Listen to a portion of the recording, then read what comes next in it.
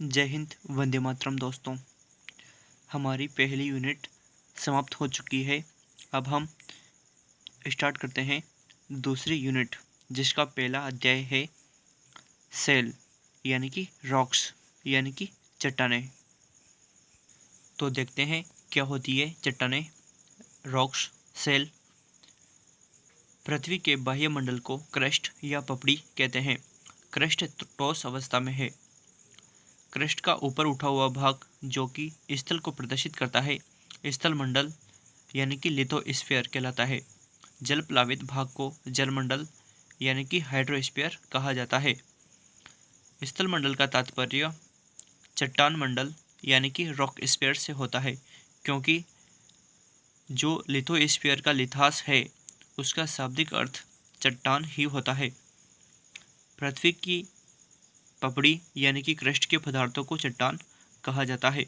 भूगोल में चट्टान शब्द का प्रयोग व्यापक अर्थ में लिया जाता है।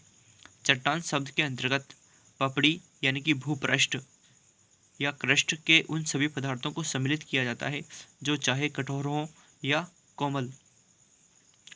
चट्टान की रचना खनिज पदार्थों से मिलकर होती है।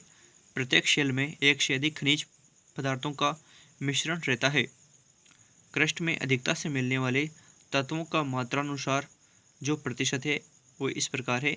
सबसे ज़्यादा मात्रा में मिलने वाला जो तत्व है क्रस्ट में वो है ऑक्सीजन, जो कि 46.8% मिलता है। दूसरा सबसे अधिक मिलने वाला तत्व है सिलिकॉन, जो कि 27.72% मात्रा में मिलता है। तीसरा जो तत्व है वो है एल्यूमिनियम, जिसका प्रतिशत 8.13% है। उसके बाद में लोहा है जो कि 5% मिलता है। उसके बाद में कैल्शियम जो कि 3.63% मिलता है। उसके बाद में सोडियम जिसका प्रतिशत 2.83% है। उसके बाद में पोटेशियम जिसका प्रतिशत 2.59% है।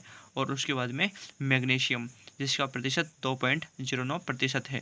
अर्थात ये 8 तत्व मुख्य रूप से क्रस्ट में अधिक मात्रा में पाए जाते हैं।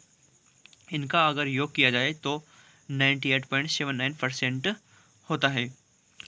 आगे देखते हैं, एक बहुत ही अच्छा सेंटेंस है चट्टान के बारे में कि चट्टान को पृथ्वी के इतिहास के पन्ने कहा जाता है, और सत्य भी है, क्योंकि चट्टानों से ही हम पृथ्वी के इतिहास को जान सकते हैं। आगे देखते हैं चट्टानों का वर्गीकरण। सबसे पहले देखते हैं बनावट की प्रक्रिया के आधार पर। बनावट की प्रक्रिया के आधार पर चट्टानें 3 प्रकार की होती है। पहली आग्नेय शेल, इनका निर्माण पृथ्वी के तरल मैग्मा तथा लावा के शीतल होने से होता है। दूसरी जो है वह है अवसादी शेल, इनका निर्माण अवसादों के जलभाग में जमा होने अथवा जीवावशेषों के जमाव से होता है। तीसरी जो है वह है रूपांतरित शेल, इनका निर्माण दाब तथा ताप के कारण आग्नेय एवं अवसादी शेलों से परिवर्तित होकर निर्मित होने से होता है। तो सबसे अब जानते हैं इनको डिटेल में। सबसे पहले देखते हैं आग्नेय शेल, इग्नियस रॉक्स। आग्नेय शब्द लैटिन शब्द इग्नियस से बना है, जिसका शाब्दिक अर्थ अग्नि होता है। आग्नेय की रचना तप्त एवं तरल मैग्मा के शीतल होने से, ठंडा होकर जम जाने से होता है। सर्वप्रथम इसी शेल का निर्माण होने के कारण इन्हें प्राथमिक शेल भी कहा जाता है।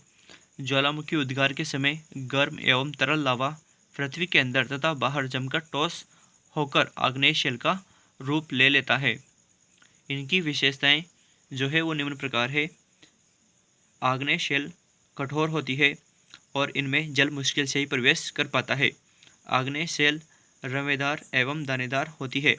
रवों की बनावट में अंतर हो सकता है।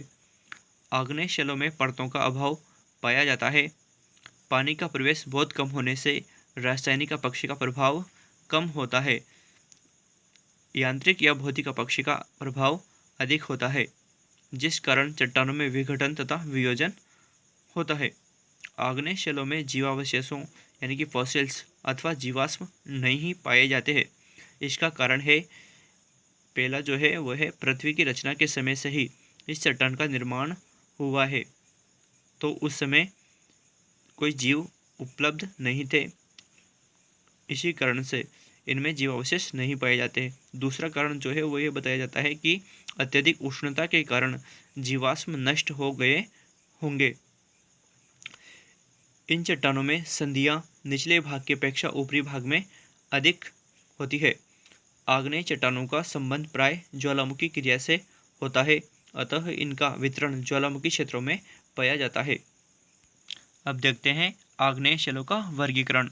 सबसे पहले उत्पत्ति की प्रक्रिया के अनुसार, according to mode of occurrence, इसके आधार पर भी आग्नेय शैलों को दो भागों में बांटते हैं। एक तो अंतर्जात या अंतःनिर्मित आग्नेय शैल और दूसरा मध्यवर्ती आग्नेय शैल। तो सबसे पहले देखते हैं अंतर्जात या अंतःनिर्मित आग्नेय शैल, इंट्रूसिव इग्नियस रॉक्स। इनका निर्माण मैग्मा धरातल के ऊपर न पहुंचकर धरातल के अंदर ही ठंडा होकर ठोस रूप धारण कर लेने से होता है। ये दो प्रकार की होती हैं। पहली जो है वह है पातालीय अंतर्जात आग्नेय शैल, प्लूटोनिक इग्नियस रॉक्स।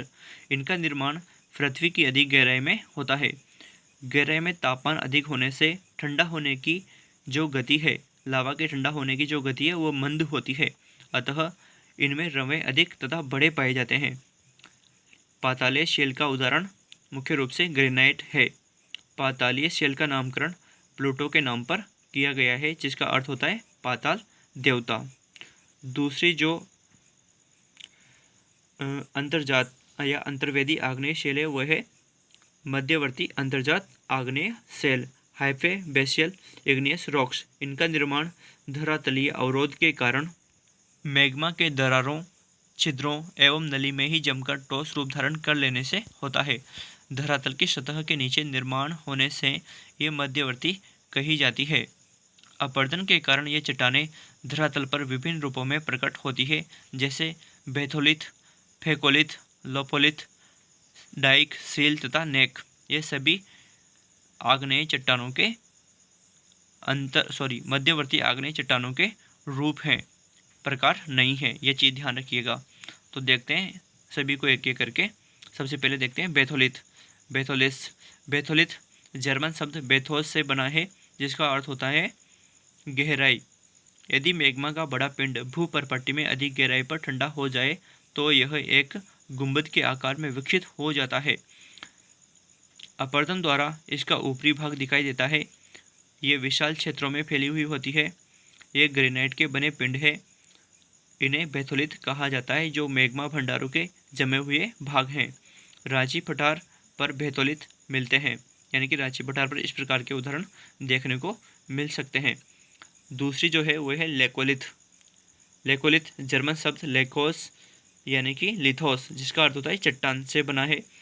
ये गुंबदनुमा विशाल अंतर्वेदी चट्टानें हैं, जिनका तल समतल व एक पाइप रूपी वाहक नली से नीचे से जुड़ा होता है।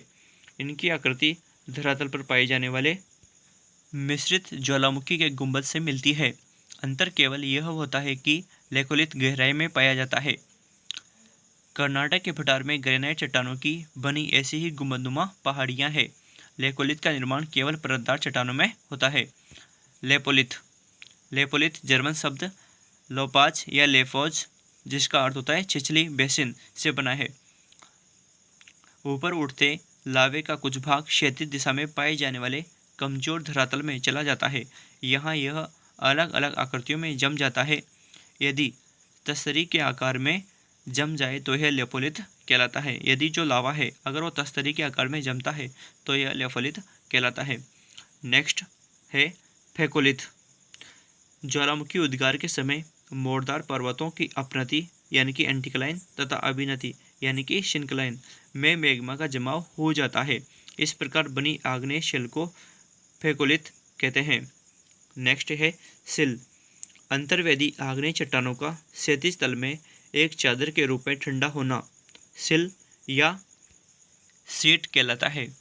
कम मोटाई वाले जमाव को सीट कहते हैं, जबकि घने या अधिक मोटाई वाले जमाव को सिल कहते हैं। नेक्स्ट है डाइक। जब लावा का प्रवाह दरारों में धरातल के लगभग समकोण पर होता है और अगर यह इसी अवस्था में ठंडा हो जाए तो एक दीवार की भांति संरचना बनाता है। यही संरचना डाइक कहलाती है। यह हमारी अंतर्वेदी आग्नेय चट्टानें समाप्त होती है। अब देखते हैं दूसरी बाह्य आग्नेय शैल, एक्सट्रूसिव इग्नियस रॉक्स।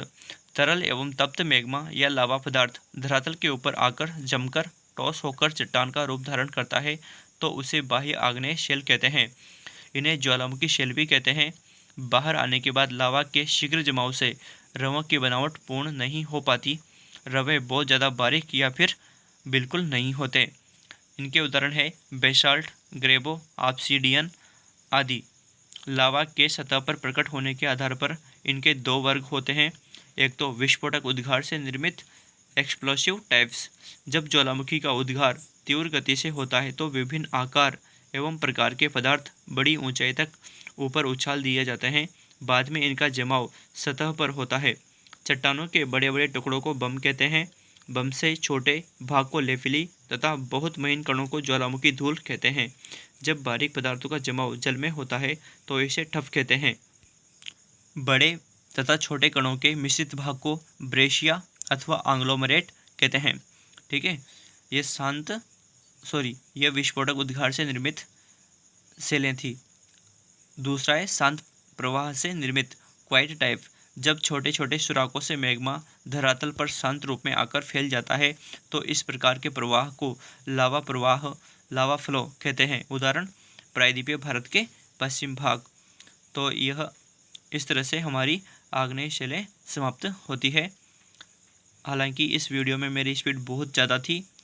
स्पीड ज़्यादा इसलिए क्योंकि टाइम का थोड़ा अभाव था, इसलिए जल्दी जल्दी ये वीडियो समाप्त करना पड़ा। मिलते हैं नेक्स्ट वीडियो में, तब तक के लिए जय हिंद, वंदे मातरम। ठीक है।